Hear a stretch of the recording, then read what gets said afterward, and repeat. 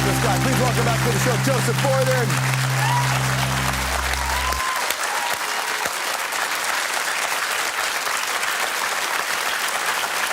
Young man. Good to see you again, Joe. Hi, buddy. Good to see you. Nice to meet you. Nice to see you. And you. See you at a rock and roll show, see you here. So tell people who don't know what Orenda is. It's your book, but tell them what the concept of Orenda is. Orenda is what?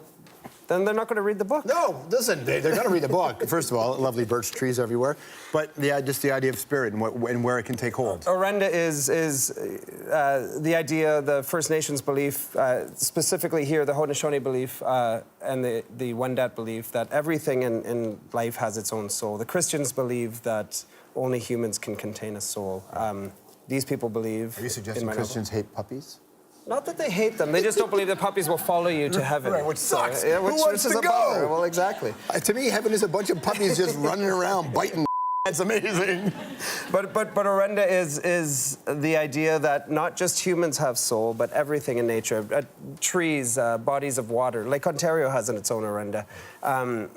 You walk outside and a sparrow flies down. It has its own soul, its own belief, its own Orenda. Does the concept of Orenda resonate with you in your daily life? Absolutely, because it's very similar to, you know, my family. I'm a mixed blood family. I grew up very kind of Irish Catholic, suburban Toronto, you know, but part of my family is Anishinaabe, is Ojibwe, and part of that is this idea of nature and the natural and the Manitou, which is the Orenda, the idea that everything in our world is imbued by its own spirit, and you recognize that and you thank it. Growing up, you know, like Irish Catholic in Toronto in that era, when did you start to identify more with your, you know, the First Nation roots? 14, 15, 16, when I was really getting rebellious and into my kind of punk stage. I was actually going to I think I've told you this story before. Oh, yeah. Where'd you find that? Look, right? Look at this picture. Let's put it on the screen here. You know what's interesting about this?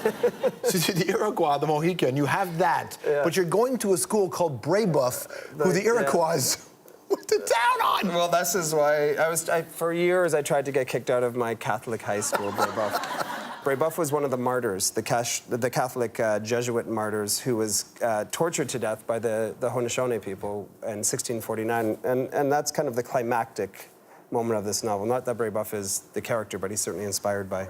And so I was going to this school, and I look back now on Jesuit high school, and I think, what amazing educators, powerful, amazing people, but I was so rebellious, I just wanted to get kicked out. It took me 4 years, and I finally figured out how to do it. I did everything. Wait, 4 years is also how long it takes to graduate, bro.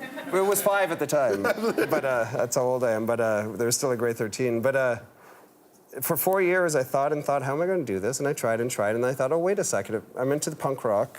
I'll cut my hair into the Mohawk, and the Mohawk people, you know, the Iroquois people are the ones who tortured Brébeuf to death, so if I do this, they'll get the message. So it was your conscious choice. Yeah. And did it work? It worked. Well, they gently asked me to leave, not so much as kicked me out. Wow, where are you getting these? Talk to me about this, young gentleman. Great. Number 55, Joseph Boyden. Captain of the football team. Look at the smiley face here. Look at this guy. Yeah, that's me as a young. This is me at 13, 14. This is me at 15. Do you know at this point that you have this creativity that has to come out? I do, but I don't know how to contain it or control it. And what ended up happening to me is I was suffering from depression as a kid, and I freely talk about it now. But it was something that you didn't talk about, that was bad, that you know, was a weakness.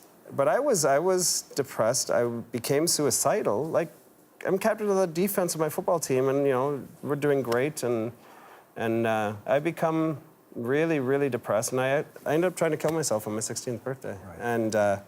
And I've written something for CBC about this and talked about it because I hope that my story, even if it changes one young person's view on what they're going to do and stops them from doing it, it's worth me saying it's not a weakness. This is something that affects you, a number of us. And you know, and I say, what if I had actually done it? And I was serious about it. I jumped in front of a car, like a moving car coming down the street, and it ran me over. And the only reason I lived is because the undercarriage of the car captured, it was on my birthday, Halloween is my birthday, it was, the undercarriage of the car captured my jacket and dragged me rather than the second wheel running me over. Otherwise, I would have been dead for sure. But I died a number of times. My heart stopped on the ambulance on the way to the hospital. And I think to myself, no, what if I had done it? Like, I would never write these novels. I wouldn't get to know, you know, I wouldn't be on TV. It's like, but more importantly, it's the little things in life, you know, just, getting to spend this kind of wonderful existence with my wife and our dog down in New Orleans, and just all of these things that I would not have experienced. So I really, really, you know, I came out very nervously with a, you know, to admit that I tried to kill myself more than once, and I'm so happy I didn't. People talk about in the moment that you make the decision to do that, you instantly regret it. Oh God, yeah. I didn't even have a chance to regret it. I regretted it afterwards. How conscious were you? I immediately, it was such a violent kind of collision that I was out. The first memory I have is opening my eyes just for a second in intensive care and trauma and seeing my mum, Blanche, who is this incredible woman who's raised all of us children single-handedly because my father passed when I was young.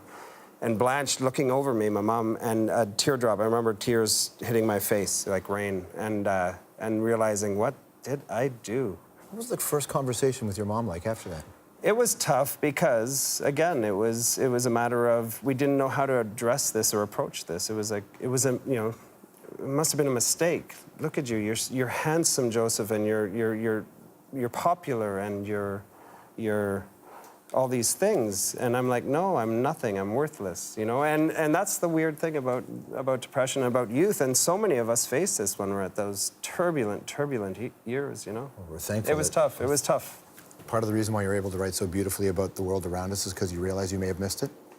You know, I've never thought of it that way, but yeah, I think that's a lovely, poetic way to put it. I cherish each day that I have now, and I cherish my big, beautiful, loud, nutty family around me, and I'll admit that, you know, I still suffer at times from the darkness, I call it. But you know, this is why I write in order to free that, to get rid of that darkness. And you can see the darkness comes into these books, you know, into my books. But it's a way of freeing myself, and that's what saved me when I was a teen. You know, I wrote poetry, horribly angst-ridden poetry as a teenager that I would never show anyone. And come on. I didn't until I got to university and took it a little more seriously and started publishing some, but I wouldn't show any of it to anyone. But that's what kind of, it was the release. It was the way of allowing that pent-up frustration and anger just to come out, and so it was great. Do you feel like you're out there representing who we are, living in America and writing books that are international? I'm never so big-headed as to think that I'm representing something as big and beautiful as this country, but certainly I want to have my say, you know? I want to be that bridge between, and I've been told I'm that bridge between, by some important people, between two cultures that or many cultures that don't often get along, you know, or see eye to eye. What's your favorite childhood memory from Willowdale? Favorite childhood memory, going to the ravine. There was a great ravine right by our house, and tobogganing there in winter, and then wandering through and playing soldiers with my brothers and I and friends in summer. Which side were you on? Always the Canadian Army. Yeah. My dad was a doctor in the Army, so yeah. You're representing him? I was representing my dad. Fighting for him? Yeah. What a pleasure to see you, man. Thank you so much. Yeah, it's great to see you. Joseph Boyden, everybody. Book is called Orenda.